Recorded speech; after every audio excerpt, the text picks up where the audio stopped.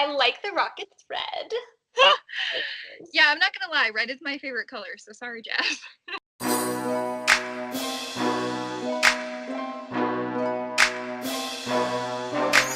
What's up, guys? Amanda Smith here with Houston Rockets sideline reporter Michelle Margaux. Thank you for taking time out of your busy life for me today. Of course. Thank you for having me. Did people really tell you that you were too short to work in the NBA?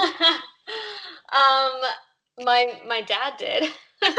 My dad and my brother like to give me a hard time on how short I am. I'm definitely the shortest person in my family. I'm now 5'4". My license says 5'2". I'm 5'4" now. I don't know how or when I grew, but I did. You're like, look at me now, Dad. So this is your first season working with the Rockets. But before this, you were working for Fox Sports, covering the MLB. Being in that position, how did you decide, okay, it's time for me to move on into this role? My first love actually was basketball. I grew up watching the Sacramento Kings, but that quickly changed when I went to college. I just became a huge baseball fan, and I knew that I wanted to go into baseball. I knew that that was what I ultimately wanted to do. And then when this basketball opportunity came up, I figured it was important for me to expand my horizons and kind of try to be as versatile as I could be. Um, Not to say that I would get pigeonholed into one sport. I just felt like later in my career is when I could really settle down with one sport. But as long as I'm getting opportunities to grow, I should be taking them. You know, you talked about how you fell in love with baseball, but I was reading an article that said growing up, you thought baseball was kind of boring. I did. How did you sort of build that connection with that sport? Great question. So it's a long story, but long story short, the Oakland A's games where I grew up is Sacramento, and so that was like the team, that and the Giants. And Oakland A's games would be on at like noon on Wednesdays, on the third game of a getaway day of a series. And so I would come home from school and I just wanted to watch something at the time, and that was what was on, and I started watching it more. And then when I went to college is really when it hit. When I went to the University of San Diego, it's a big, relatively baseball school, and we had a really good team, and so I started doing team reporting for them, and then I never looked back after that. I knew I did an internship at Fox Sports San Diego covering the Padres, and the more I learned, the more I appreciated the strategy that went into it. And people always say baseball is boring, but it's probably because they don't really know what they're watching. Yeah. I love it. Now working with the Rockets, what is something that's maybe been surprising for you going from baseball to the NBA? People say you have to read the room. The room is very different with every sport that you cover: hockey, baseball, basketball, football, fencing, swimming, whatever you're covering. And I knew it was going to be different, but I didn't really realize how different it would be. The fans are different, the players are different, the coaches are different. Just the way the media is different, so the coverage is different. It's just different in every capacity. At the end of the day, the job is the same.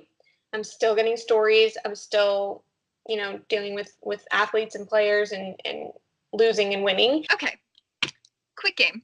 Yes. Oh gosh. It's really easy. Just 3 questions, fill in the blank. A turning point in my career was when? When I went to Corpus Christi.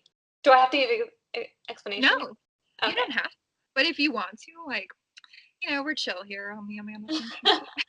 The craziest part of this job is? The schedule. Is it because of the travel? No, not necessarily, because my first year in San Diego, I didn't travel at all. And it's just, people will text me at like 7 a.m. and I'm like, what are they thinking? Like, I am asleep right now. But then I'll text them back when I get off work at like 11:30 p.m. And they're like, what are you thinking? I'm asleep right now. And I'm like, oh, sorry, I just got off work. So everything's just crazy. That's like adult relationships for sure. If I could describe James Harden in 3 words, they would be? That's a really good question, Amanda. Here, Michelle. Okay, let me think about this. Talented, driven, beard. Okay, we had some great fan questions for you as well. So Did we? Oh yeah. I expected one. No, you're popular. So, Jason Ross Jr. says, what would you consider to be too aggressive or excessive networking? Oh my gosh, that is such a good question. I would say when you're reaching, when it's awkward, when it's no longer when you feel like you're bothering the other person, you probably are. I know that this has also happened to me, and I'm sure it's happened to you and maybe people watching, where you email someone one time and they don't respond. Oh, I Do see. you feel like Yeah. a follow-up email to that is okay just because Yes. they probably are 100%. a little busy? Yeah, the squeaky wheel gets the grease. You also have to be realistic. Mm-hmm. I think if you're reaching out to someone who literally has a personal assistant, chances are they're pretty busy. You're not their number one priority, and you shouldn't be their number one priority. So I think that it's important that you do follow up, and it shows that you're committed to, get whatever answers you're trying to get or whatever. But I would say if you send a follow up email, if you've sent 2 emails or messages, whatever, and they have not responded, you should probably let it go. If they've responded to one of the two, it's okay to send a third. Okay. DLock09, which is David Locke, radio voice of the Utah Jazz. Thanks for submitting a question this week. Wow. How, how much of a pain is Matt Bullard?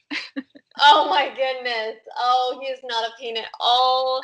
I know that's a facetious question, but Matt Fuller's one of my favorite humans on earth. He's so smart and he's very well rounded. He breaks down basketball so well for the layman, for anybody who's just watching doesn't really understand basketball.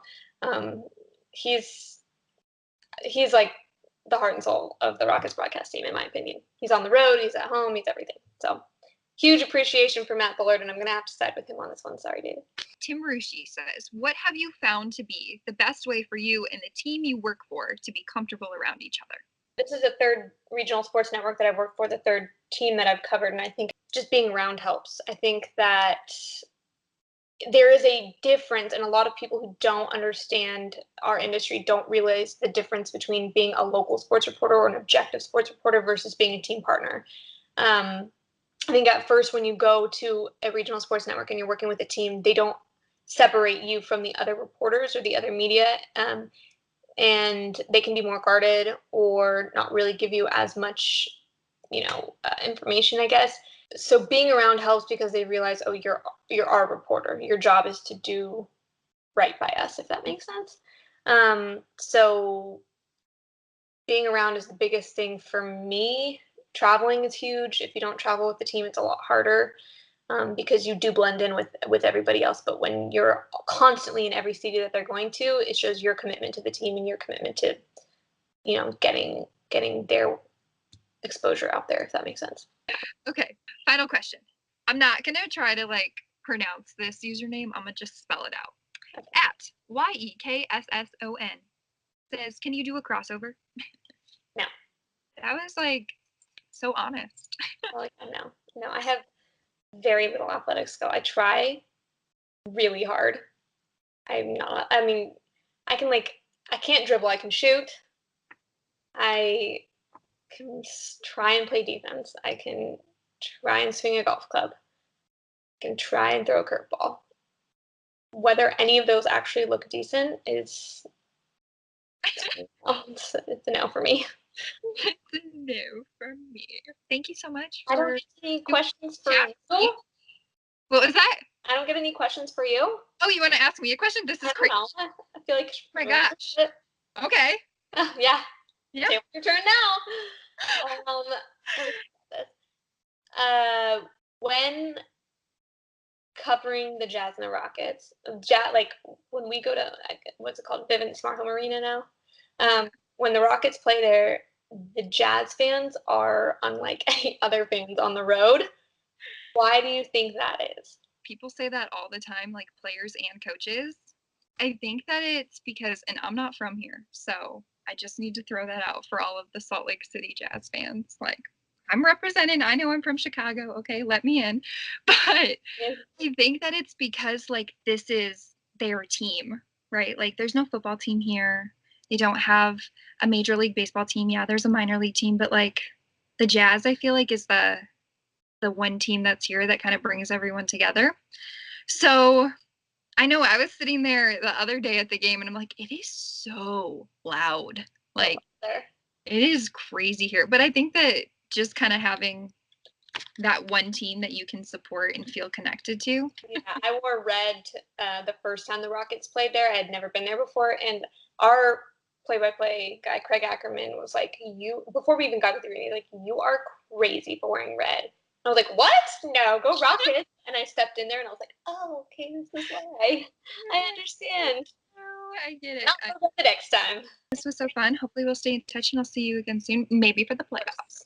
Oh, I know. I was thinking about. I was looking at the seeding or the rankings or whatever standings, and I was like, wonder where we're gonna end up for the first round because we are gonna make it. Same here.